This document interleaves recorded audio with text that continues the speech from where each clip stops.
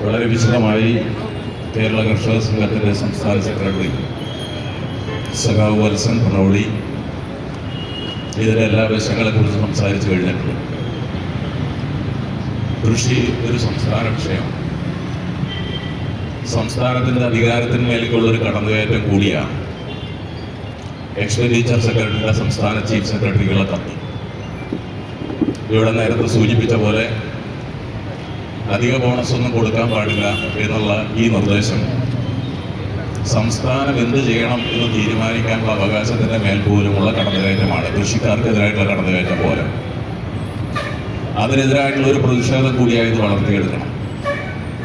നമുക്കറിയുന്ന പോലെ കേരളത്തിൻ്റെ ആവശ്യങ്ങളോട് മുഖം തിരിച്ചു നിൽക്കുന്ന ഒരു കേന്ദ്ര ഗവൺമെൻറ്റാണുള്ളത്. കഴിഞ്ഞ ബഡ്ജറ്റിൽ നിർമ്മലാ സീതാരാമൻ്റെ ബഡ്ജറ്റിൽ നമ്മളത് കണ്ടു.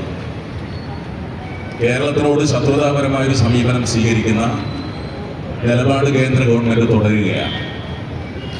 അത്തരമൊരു നിലപാട് തുടരുമ്പോൾ കേരളത്തിൽ നിന്നുള്ള പ്രതിപക്ഷം കൂടി ഇവിടെ നിന്നുള്ള എംപിമാർ കൂടി രാഷ്ട്രീയ വിരോധത്തിൻ്റെ ഭാഗമായി കേരളത്തിലെ കൃഷിക്കാരെ ദ്രോഹിക്കുന്ന നയങ്ങളോടൊപ്പം ചേരുന്നു എന്നുള്ള പ്രത്യേകത കൂടി നമ്മൾ കാണേണ്ടതുണ്ട്. ഈ പ്രക്ഷോഭത്തിൻ്റെ ഭാഗമായി രാജ്യവ്യാപകമായി നടത്തുന്ന ഈ പ്രക്ഷോഭത്തിൻ്റെ ചെറുത്തുനിൽപ്പിന് സഹായകരമായ നിലപാടാണ് കേരളത്തിലെ ഗവൺമെൻറ് സ്വീകരിച്ചിട്ടുള്ളത്. നമ്മുടെ സംസ്ഥാന ഗവൺമെൻറ് കേന്ദ്ര ഗവൺമെൻറ്റിൻ്റെ ഈ വാറോല അംഗീകരിക്കില്ല എന്ന് പരസ്യമായി പ്രഖ്യാപിക്കുകയും കേരളത്തിലെ കൃഷിക്കാരോടൊപ്പമാണ് കേരളത്തിലെ ഗവൺമെൻറ് എന്ന് ഉറപ്പ് നൽകുകയും ചെയ്ത ഒരു മുഖ്യമന്ത്രിയാണ് കേരളത്തിലുള്ളത്. ആ കേരള ഗവൺമെൻറ്റിൻ്റെ കീഴിൽ ഈ സംസ്ഥാനത്തെ കൃഷിക്കാർ അനുഭവിച്ച നേട്ടങ്ങളെ തകർക്കാൻ ആരെയും അനുവദിക്കാനാവില്ല. ഇപ്പൊ ഇത് തുടങ്ങിയാൽ നാളെ പറയും പഞ്ചായത്തുകൾ കൊടുക്കുന്ന പദ്ധതികൾ കൃഷിക്കാർക്ക് കൊടുക്കാൻ പാടില്ല എന്ന് കേന്ദ്ര ഗവൺമെന്റ് ഇടപെടില്ലേ? ക്രോസ് സബ്സിഡി പാടില്ല എന്ന് പറഞ്ഞുകൊണ്ട് വൈദ്യുതി കൃഷിക്കാർക്ക് സൗജന്യമായി കൊടുക്കരുതെന്നുള്ള തിട്ടൂരം വൈദ്യുതി നിയമത്തിന്റെ ഭാഗമായി നമ്മുടെ രാജ്യത്ത് നിലനിൽക്കുന്നുണ്ട്. എല്ലാ കാര്യത്തിലും കൃഷിക്കാർക്ക് കൊടുക്കുന്ന സൗജന്യം ഒഴിവാക്കുന്നത് ഇവിടെ നേരത്തെ സൂചിപ്പിച്ച പോലെ കോർപ്പറേറ്റ് താല്പര്യം സംരക്ഷിക്കാനും സാമ്രാജ്യ ശക്തികളെ തൃപ്തിപ്പെടുത്താനുമാണ്. അമേരിക്കയുടെ ഏറ്റവും പ്രധാനപ്പെട്ട സുഹൃത്താണ് ഞാൻ എന്നാണല്ലോ ട്രംപിന്റെ സുഹൃത്താണ് എന്നാണല്ലോ മോദി അവകാശപ്പെടുന്നത്. മോദിയുടെ ഭീഷണി വന്നു. നികുതി ചുങ്കം കൂടുതൽ ചുമത്തുന്ന നികുതി കൊണ്ടുള്ള ഒരു യുദ്ധം അത് വന്നപ്പോൾ അതിൻ്റെ മുമ്പിൽ കീഴടങ്ങി ഈ രാജ്യത്തിന്റെ മാർക്കറ്റാകെ കാർഷികോൽപ്പന്നങ്ങൾ വിദേശത്ത് വലിയ സബ്സിഡി കൊടുത്ത് ഉൽപ്പാദിപ്പിക്കുന്ന സാധനങ്ങളാകെ നമ്മുടെ രാജ്യത്തിന്റെ മാർക്കറ്റിലേക്ക് ഇറക്കാൻ കഴിയുന്ന US കരാറിന്റെ കൂടെ ചേർന്നയാളാണ്. അത്തരമൊരു നിലപാട് ആഗോളതലത്തിൽ തന്നെ ഇന്ത്യ ഗവൺമെന്റ് സ്വീകരിക്കുന്ന സമീപനത്തിന്റെ ഭാഗമായിട്ടാണ്. വിശദാംശങ്ങളിലേക്ക് ഞാൻ പോകുന്നത് നമ്മൾ ചർച്ച ചെയ്ത കാര്യമാണ്.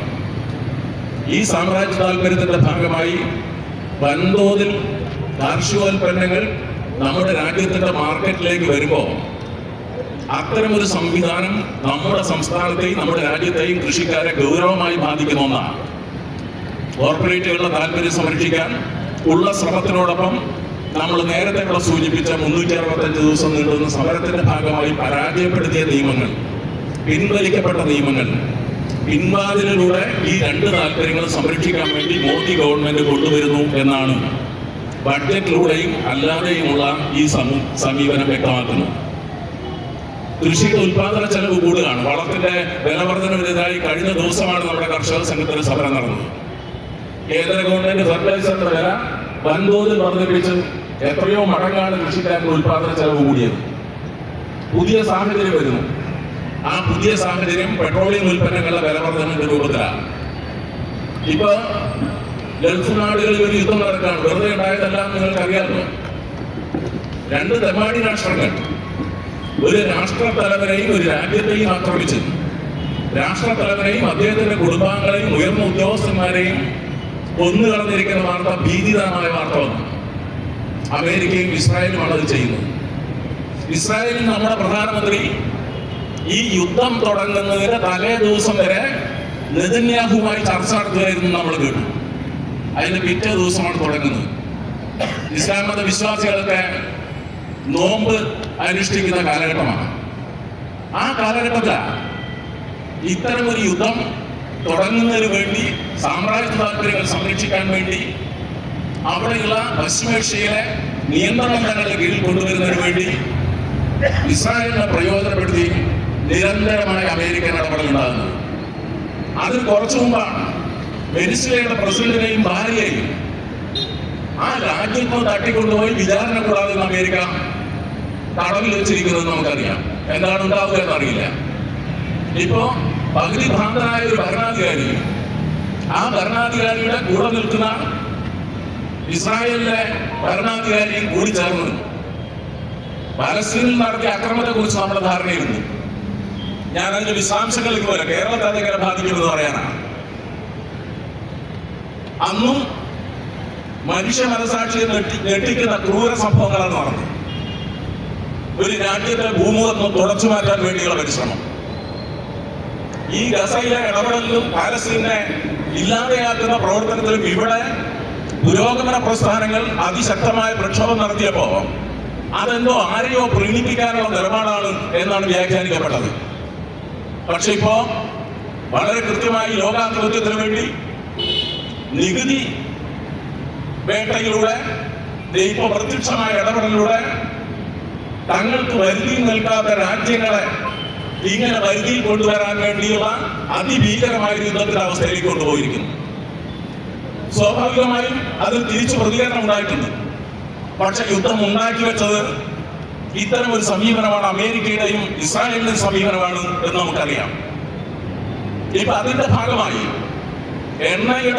ഇന്ത്യ ഗവൺമെന്റുമായി എണ്ണയുടെ കാര്യത്തിൽ വലിയ ബന്ധമുണ്ടായിരുന്ന സർക്കാരാണ് ഇറാനിലെ. ഇസ്രായേൽ ഗവൺമെന്റുമായി നമ്മൾ അകന്നു നിൽക്കുന്ന പാലസ്തീനുമായിട്ടാണ് നമുക്ക് ബന്ധമുണ്ടായിരുന്നത് നമുക്കറിയാം. ഇസ്രായേലിന് എണ്ണ വില കുറച്ച് കിട്ടുന്ന കരാറുകൾ ഈ രാജ്യത്തുണ്ട്. അതിന്റെ പ്രശ്നം വരാൻ പോവുക.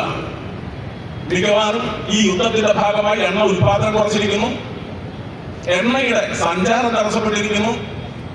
ഈ എണ്ണ ഉൽപ്പാദിപ്പിക്കുന്ന സാധനം കടലിൽ വഴി കൊണ്ടുവരണ്ടേ, അത് തടസ്സപ്പെട്ടിരിക്കുന്നു.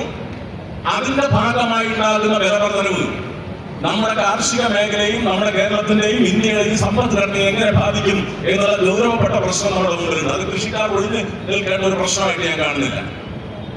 ഇതോടൊപ്പം വലിയ പ്രയാസങ്ങൾ ഉണ്ടാക്കുന്ന ഗൾഫിലെ മലയാളികളുടെ പ്രശ്നം എല്ലാവരുടെ മനസ്സിലും ഇവിടെ വന്നിരിക്കുന്നവരുടെ മനസ്സിലും ആ ഉത്കണ്ഠയുണ്ടല്ലോ. ഇപ്പോ വലിയ തോതിലുള്ള ആക്രമണം നടക്കുക, പലരും ഭക്ഷണ സാധനങ്ങൾ ശേഖരിച്ചു വെക്കാൻ പറഞ്ഞതിന്റെ ഭാഗമായി സൂപ്പർ മാർക്കറ്റിലൊക്കെ വലിയ തിരക്കാണെന്നാണ് അവിടെയുള്ള സുഹൃത്തുക്കൾ നമ്മളെ വിളിച്ചു പറയുന്നത്. ഈ ഡ്രോണും മിസൈലും നിർവീര്യമാക്കാൻ പോകുമ്പോൾ അതിന്റെ പ്രതിരോധം നടക്കുമ്പോൾ അത് വന്നു വീഴുന്നു കെട്ടിടത്തിന്റെ മുകളിൽ എന്ന് സ്ത്രീകൾ ഉൾപ്പെടെയുള്ള ആളുകൾ വിളിച്ചു പറയുന്ന അവസ്ഥയുണ്ട്. നമ്മുടെ മലയാളി സഹോദരർ അരക്ഷിതാവസ്ഥയിലാണ്. ഇത്തരം ഒരു യുദ്ധത്തിനെതിരായി ഈ യുദ്ധം ഉണ്ടാക്കുന്ന പ്രതിസന്ധിയിൽ നമ്മുടെ മലയാളി സമൂഹം ഇതിന്റെ ഭാഗമായി അനുഭവിക്കേണ്ടി വരുന്ന പ്രയാസങ്ങൾക്ക് പുറമെ കേരളത്തിന്റെ സാമ്പത്തിക മേഖലയിൽ അതുണ്ടാക്കുന്ന പ്രത്യാഘാതമുണ്ട്. ഒരു പ്രതികരണം ഇന്ത്യ ഗവൺമെന്റിനുണ്ടോ? തലേ ദിവസം പോയി ചർച്ച നടത്തി വന്നാണ് ഇന്ത്യയുടെ പ്രധാനമന്ത്രി. അതിനുശേഷം നടക്കുന്ന യുദ്ധത്തിൽ വ്യാപാര കരാറുകൾ ഒരു രാജ്യത്ത് അന്യായമായി ഇങ്ങനെ യുദ്ധം അടിച്ചേൽപ്പിച്ച് നിരപരാധികളായ ആളുകളെ രാഷ്ട്രതലവന്മാരെ കൊന്നൊടുക്കുന്ന ഈ തെമ്മാടിത്തത്തിനെതിരായി ഒരു കാലത്ത് അന്തസ്സോടുകൂടി തല ഉയർത്തിയിരുന്ന നമ്മുടെ രാജ്യം മോദിയുടെ ഭരണകാലത്ത് ഈ രാജ്യത്തിന്റെ താല്പര്യങ്ങൾ സാമ്രാജ്യത്തിന് പണയം വെച്ച് മുട്ടുകുത്തി നിൽക്കുന്ന കാഴ്ച നമ്മൾ കാണുക. ഈ നെല്ലിന്റെ വിലയും അതുമായി ബന്ധപ്പെട്ട കൃഷിക്കാരെ ബാധിക്കുന്ന പ്രശ്നങ്ങളോടൊപ്പം തന്നെ ഈ യുദ്ധസമാനമായ യുദ്ധം അടിച്ചേൽപ്പിച്ച ഈ സാഹചര്യം കേരളത്തിലെ ഇന്ത്യയിലെ മറ്റു സമൂഹത്തെ ബാധിക്കുന്ന പോലെ കേരളത്തിലെ സമൂഹത്തെയും ബാധിക്കുക. അപകടകരമായ ഈ നിലപാടിനെതിരായിട്ടുള്ള പുരോഗമന ശക്തികളുടെ പോരാട്ടത്തിനോടൊപ്പം കൃഷിക്കാർ കൂടി അണിനിരന്നുകൊണ്ടുള്ള പോരാട്ടം നടക്കുന്ന നമ്മുടെ നാട്ടിൽ പറകളിൽ പ്രതിഷേധം ഉയരണം. ഈ മനുഷ്യക്കുരുതി ലോക പോലീസ് ജാമ്യമുള്ള അമേരിക്കയുടെ ശ്രമം നമ്മുടെ രാജ്യത്തെ കൃഷിക്കാരെ ബാധിക്കുന്ന വ്യാപാര കരാറുകളുടെ വേറൊരർത്ഥത്തിലുള്ള തുടർച്ചയാണ് എന്ന് കണ്ട് കൃഷിക്കാർ അതിൽ നിന്ന് മാറി നിൽക്കേണ്ടവരല്ല, ഈ പോരാട്ടം തുടരേണ്ടതാണ്. ആ പോരാട്ടത്തിൽ മറ്റു ജനവിഭാഗങ്ങളോടൊപ്പം അണിനിരക്കാം. കർഷക സംഘത്തിന്റെ തന്നെ കിസാൻ സഭയുടെ അഖിലേന്ത്യാ നേതൃത്വത്തിന്റെ ആഹ്വാനം ഇപ്പോൾ വന്നു കഴിഞ്ഞിട്ടുണ്ട്. ഞാൻ സാന്ദർഭികമായി ഇന്ന് നമ്മുടെ നാട് അനുഭവിക്കുന്ന ഒരു പ്രധാനപ്പെട്ട പ്രശ്നം ചൂണ്ടിക്കാണിച്ചു എന്ന് മാത്രമേ ഉള്ളൂ. ഈ ജില്ലയിലെ കാർഷിക വികസനത്തിലും ഇടതുപക്ഷ ജനാധിപത്യ മുന്നണിയുടെ വലിയ പങ്കുണ്ട്. ഇവിടെ പറഞ്ഞല്ലോ, വർഗീസ് മാഷ് കോൾ കർഷക സംഘത്തിന്റെ നേതാവാണ്. കഴിഞ്ഞ 10 വർഷക്കാലത്തിനുള്ളിൽ ഏറ്റവും കൂടുതൽ നിക്ഷേപം സംസ്ഥാന ഗവൺമെന്റ് നിക്ഷേപം വന്നത് കോൾ മേഖലയിലാണ്. തൃശ്ശൂർ ജില്ലയിലും പൊന്നാനി കോൾ മേഖലയിലും കൃഷിക്കാർക്ക് അതിന്റെ ആനുകൂല്യം ലഭ്യമായിട്ടില്ലേ?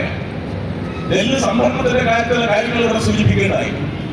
മറ്റ് നിരവധി മേഖലകളിൽ നമ്മുടെ തദ്ദേശ സ്വയംഭരണ സ്ഥാപനങ്ങളെ പ്ലാനുകളിൽ ഒക്കെ നോക്കിയ ആ സർക്കാരിന്റെ മാർഗനിർദ്ദേശം അനുസരിച്ച് നെൽകൃഷിക്കാരെയും മറ്റു കൃഷികളെയും സംരക്ഷിക്കാൻ വേണ്ടിയുള്ള നിലപാടുള്ള ഒരു ഗവൺമെന്റ് കേരളത്തിലുണ്ട് എന്നതുകൊണ്ട് കേരളത്തിലെ അരി ഉൽപാദനം വർദ്ധിച്ചിട്ടുണ്ട്.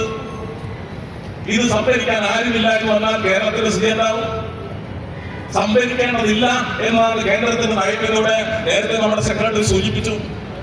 എന്തിനാണ് സംഭരിക്കുന്നത് സർക്കാർ എന്നുള്ള നിലവരികയാണ്. സംഭരിക്കാതിരുന്നാൽ രാജ്യത്തിന്റെ ഭക്ഷ്യക്ഷാമത്തിന്റെ പ്രശ്നം നമ്മൾ അംഗീകരിക്കേണ്ടി വരില്ലേ? നമ്മുടെ ഇവിടെ വരൾച്ച ഉണ്ടായപ്പോ അല്ലെങ്കിൽ വെള്ളപ്പൊക്കം ഉണ്ടായപ്പോ ഭക്ഷ്യം കൂടുതലുണ്ടെങ്കിൽ സംസ്ഥാനത്തിന് തരണ്ടേ?